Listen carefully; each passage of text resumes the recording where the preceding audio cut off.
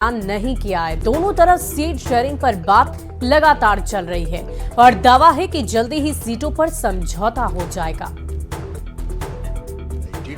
ने जो सीटें जीती हैं, भारतीय जनता पार्टी ने जो सीटें जीती हैं, वो उनकी अमानत है। हाँ, बीजेपी में बिहार में एक को टिकट बांटा, जरा नामों बताइएगा। आ जाएगा, जब तय हो जाएगा तो आपके जानकारी में सबसे पहले। लोकसभा चुनाव की तारीखों का ऐलान भले ही ना हुआ हो, बिहार में सबसे ज्यादा सियासी हलचल देखने को मिल रही है, वो भी कई महीनों से। लोकसभा चुनाव को लेकर करीब एक साल से बिहार देश की राजनीति के केंद्र में है, लेकिन अब तक दोनों ही गठबंधनों की तरफ से उम्मीदवारों के नाम का ऐलान नहीं हुआ। बीजेपी ने 195 उम्मीदवारों की पहली लिस्ट जारी की, लेकिन उसमें बिहार के किसी कैंडिडेट का नाम शामिल नहीं था। माना जा रहा है कि गठबंधन के सहयोगियों के बीच सीट के बंटवारे पर पूरी तरह से बात फाइनल न होने की वजह से नाम के ऐलान में देरी हो रही है।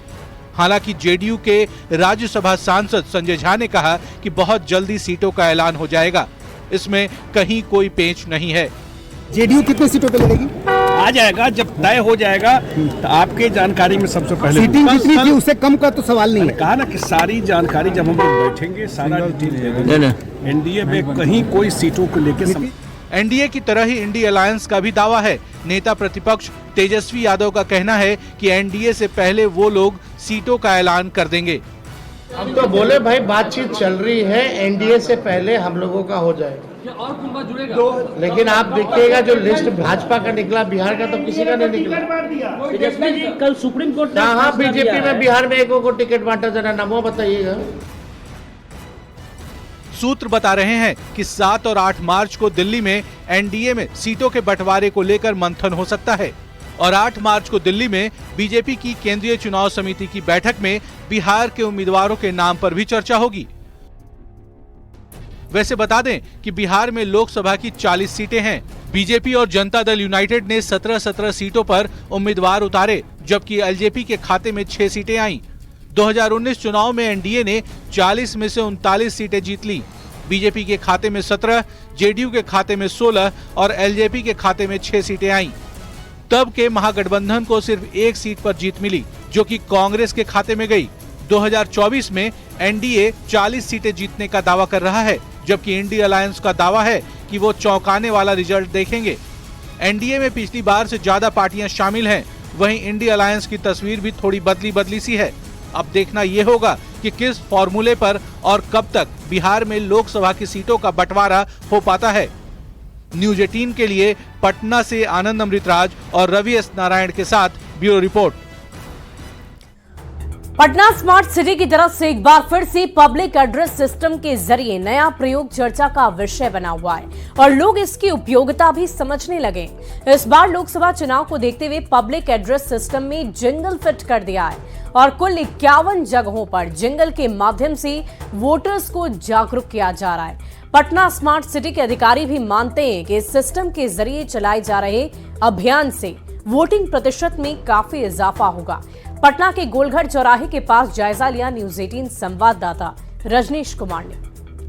लोकसभा चुनाव को लेकर पटना जिला प्रशासन की तरफ से लगातार वोटर अवेयरनेस कार्यक्रम चलाए जा रहे हैं। ऐसे में स्मार्ट सिटी की पहल पर पटना में 51 जगहों पर जिंगल लगाए गए हैं, यानी जिंगल के जरिए लगातार वोटर्स को जागरूक किया जा रहा है। बता दें आपको कि पटना के गोलघर चौराहे के पास हम मौजूद हैं और यहाँ पर भी देख सकते हैं लाउड स्पीकर के शेप में आपको जिंगल दिखाई दे रहा है, यानी जैसे ही अगर आप राह से गुजरते हैं तो आपको आवाज़ सुनाई देगी कि वोट का क्या महत्व है। फीडबैक अच्छा मिल रहा है और इससे क्या हो रहा है कि लोगों में अवेयरनेस आ रहा है और जाते आते सुनने के साथ साथ उनमें अवेयरनेस आ रहा है। इसको हम लोग ऐसे कनेक्ट करेंगे तो अभी आवाज़ आएगा। फिर हेलो हेलो सर, हाँ हेलो, आवाज़ सुन सकते हैं आप। ये इंटीग्रेटेड कमांड कंट्रोल सेंटर से जी आवाज़ आ रही है मेरी। जी सर, आपकी आवाज़ आ रही है। हाँ, मैं गोलघर पे हूँ, आप देख रहे हैं। बहुत ज़्यादा हो गया था कि डेंगू जो है वो लगातार लोगों को हो रहा है, तो लोगों को जागरूक करने के लिए भी इसके ज़रिए पीए सिस्टम के ज़रिए और इमरजेंसी हमारा जो वीएमडी है उसके ज़रिए हम लोगों को लगातार जागरूक कर रहे थे कि उनको क्या क्या एहतियात बरतने चाहिए। इसके अलावा अगर कहीं ट्रैफिक रूट का डाइवर्जन होता है हम उसकी जानकारी भी देते हैं, या कोई ऐसा कोई विशेष कार्यक्रम पूरे हो रहा है हम उसकी भी जानकारी देते हैं। इस पीए सिस्टम के जरिए हमने लगातार लोगों को जागरूक किया है। जो वोटर आईडी कार्ड नहीं बनवाए हैं उन्हें वोटर आईडी कार्ड बनवाने के लिए भी अपील की जा रही है। तो कहीं ना कहीं जिला प्रशासन और स्मार्ट सिटी की पहल पर 51 जगहों पर यह आवाज़ सुनाई दे रही है और उम्मीद यही है कि वोटिंग परसेंटेज पिछले चुनाव की तुलना में इस बार जरूर बढ़ेगा। रजनीश कुमार, न्यूज़ 18।